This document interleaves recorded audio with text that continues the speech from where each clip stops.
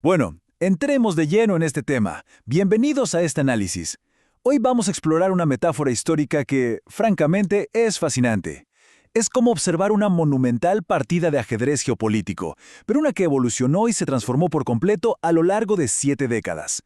Básicamente, desde las cenizas de la Segunda Guerra Mundial hasta los complejos amaneceres de nuestro siglo XXI, las piezas en este tablero global, bueno, literalmente nunca dejaron de moverse, reconfigurando el destino de toda la humanidad. Y para que este recorrido tenga todo el sentido del mundo, vamos a estructurarlo en 5 etapas muy claras. 1. El mundo bipolar. 2. Conflictos y carreras. 3. La caída del muro. 4. El orden unipolar. Y finalmente 5. Las nuevas amenazas. Arrancamos con la sección 1. El mundo bipolar, el choque de dos visiones totalmente opuestas. Y esto ilustra de manera brillante lo que pasó. Imagínense esto. Termina la Segunda Guerra Mundial en 1945 y las potencias que acababan de ganar juntas pasaron casi de inmediato de ser grandes aliadas a rivales con visiones que simplemente no encajaban.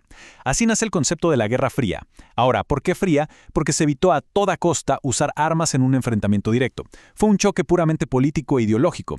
La estrategia era expandir su influencia global, usar a otros países como intermediarios y competir ferozmente en absolutamente todo, pero sin llegar jamás al combate militar cara a cara. Para entender verdaderamente la raíz de este choque, es súper importante mirar las diferencias económicas. Por un lado, tenemos a Estados Unidos impulsando el capitalismo. Ya saben, un modelo basado en la propiedad privada y un libre mercado que distribuye los bienes. Y por el otro lado, la Unión Soviética defendía a capa y espada el comunismo, donde la propiedad era del Estado o de la comunidad, buscando siempre una distribución equitativa. Eran, en esencia, dos paradigmas opuestos compitiendo por convencer al planeta de que su modelo era el único camino a seguir. Y esta fractura ideológica llegó a ser pero tan profunda, que terminó creando una barrera física real. Como lo expresó en una frase súper célebre Winston Churchill, una cortina de hierro metafórica descendió sobre Europa. Y vaya que fue así.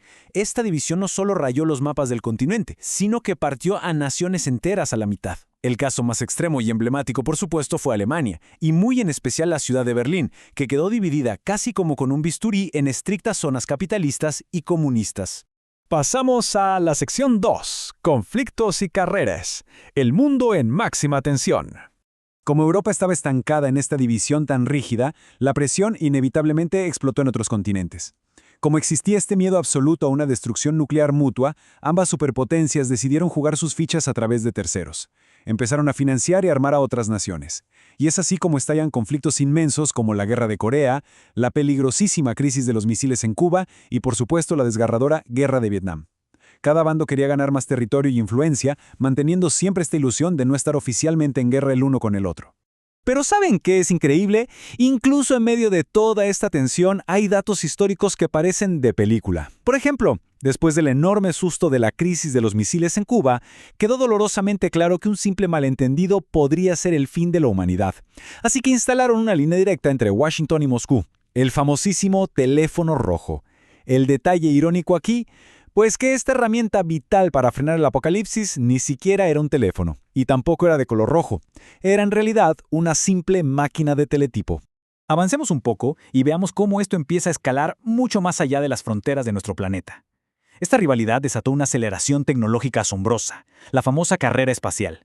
Fue un ida y vuelta constante. En 1957, los soviéticos lanzan el satélite Sputnik y suben a la perrita Laika al espacio. Para el 61, logran mandar al primer humano, Yuri Gagarin. Y la respuesta definitiva no llega hasta 1969, cuando Estados Unidos logra esa hazaña histórica de hacer aterrizar al Apolo 11 en la Luna. Todo esto nos lleva a un debate que resulta sumamente interesante. ¿Quién ganó realmente la carrera espacial? Y ojo, que aquí hay muchísimos matices. Si revisamos la historia, la Unión Soviética acumuló una lista impresionante de los primeros grandes hitos espaciales. Tenían una ventaja técnica inicial indiscutible. Pero, por otro lado, el logro monumental de llevar seres humanos a la Luna y traerlos a salvo le dio a Estados Unidos una victoria mediática y propagandística tan gigantesca que suele ser el evento que el mundo más recuerda hoy en día. Llegamos a la sección 3, la caída del muro, el principio del colapso del bloque. Hacia finales del siglo XX, este gigantesco tablero bipolar empezó a mostrar grietas insalvables. Y para dimensionar esto, hay que mirar una cifra humana verdaderamente impresionante: 15 millones. Ese es el número estimado de personas que agarraron sus cosas y emigraron del bloque oriental hacia el occidental, buscando prosperidad tras la guerra. Para que se hagan una idea de la magnitud, fue exactamente por esto, para frenar este éxodo dramático que amenazaba su economía, que se ordenó la repentina construcción del Muro de Berlín en 1961. Pero, cuando esta era llegó a su fin, fue como un efecto dominó a una velocidad increíble. Todo arrancó con Mikhail Gorbachov y sus políticas de apertura económica y transparencia, conocidas como la perestroika y la glasnost. Estas reformas avivaron un montón de movimientos de independencia. Luego, gracias a la presión social y algunos errores de comunicación administrativos históricos, el Muro de Berlín se viene abajo en 1989. El proceso termina de manera definitiva en el 91, cuando la inmensa Unión Soviética simplemente se disolvió por completo. Todo fue tan rápido que nos dejó historias verdaderamente insólitas, como la de Sergei Krikalev. Él era un cosmonauta soviético que estaba a bordo de una estación espacial, justo cuando la Unión Soviética colapsó. Imagínense la situación. Su país literalmente dejó de existir mientras él orbitaba la Tierra. Sin fondos y sin una estructura clara para organizar su regreso, se tuvo que quedar varado en el espacio casi un año entero. Despegó como ciudadano de una superpotencia y aterrizó en una Rusia completamente transformada. Es una locura. Bueno, pasemos a la sección 4. El orden unipolar, la nueva hegemonía mundial. Sin la Unión Soviética en el mapa, la dinámica geopolítica dio un giro radical. De pronto, quedaba un solo jugador dominando la mesa de ajedrez. Se establecieron nuevas reglas para este mundo unipolar. El modelo estadounidense, enfocado en la democracia liberal y el libre mercado, se convirtió en el estándar internacional esperado. Esto metió el acelerador a fondo en la globalización y el poder global pasó a concentrarse sobre todo en una tríada conformada por Estados Unidos, la Unión Europea y un continente asiático que crecía rápidamente. Ahora, lo que resulta verdaderamente fascinante de toda esta secuencia es ver cómo este naciente orden mundial se puso a prueba. En agosto del 90, Irak invade a Kuwait. La respuesta de la comunidad internacional fue abrumadora e inmediata. Para enero de 1991 arranca la Operación Tormenta del Desierto, liderada por una enorme coalición, y en cuestión de unas pocas semanas, Kuwait queda liberado. Fue una demostración clarísima, rápida y letal de que existió una nueva hegemonía militar absoluta. Sin embargo, pensar que esa victoria en el Golfo trajo la paz mundial automática sería un grave error. Durante esa misma época, en los 90s, la violenta desintegración de Yugoslavia desató las guerras de los Balcanes.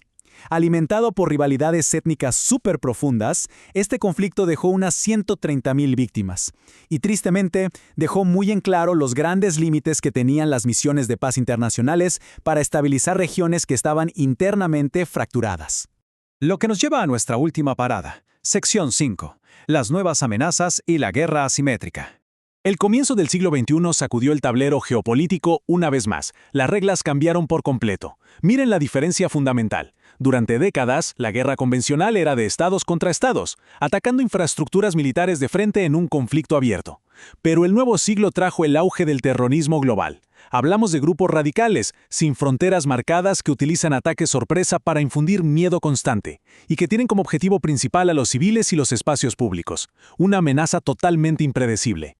Entonces, el punto crucial aquí es comprender el impacto que tuvieron los eventos del 11 de septiembre de 2001. Esa fecha hizo añicos la ilusión de que la superpotencia del mundo era intocable, y como respuesta directa a esa vulnerabilidad expuesta, se lanzó la controversial guerra contra el terrorismo. Esto dio paso a la invasión de Afganistán y luego a la tan debatida guerra en Irak en 2003, intervenciones militares complejísimas que terminaron remodelando el Medio Oriente por décadas. Lo que finalmente nos deja una reflexión inevitable al cerrar este análisis. Pasamos de vivir bajo la enorme sombra de dos superpotencias a punto de destruirse con armas nucleares a un orden mundial dominado por un solo jugador, pero enfrentando hoy amenazas difusas, invisibles y sin fronteras. Todo esto obliga a plantearse una pregunta fundamental. ¿De verdad este nuevo orden global nos trajo un mundo más estable? ¿O el movimiento de las piezas simplemente generó una nueva forma de incertidumbre que aún estamos tratando de entender? Definitivamente es algo que nos invita a seguir analizando a fondo el fascinante mundo en el que vivimos.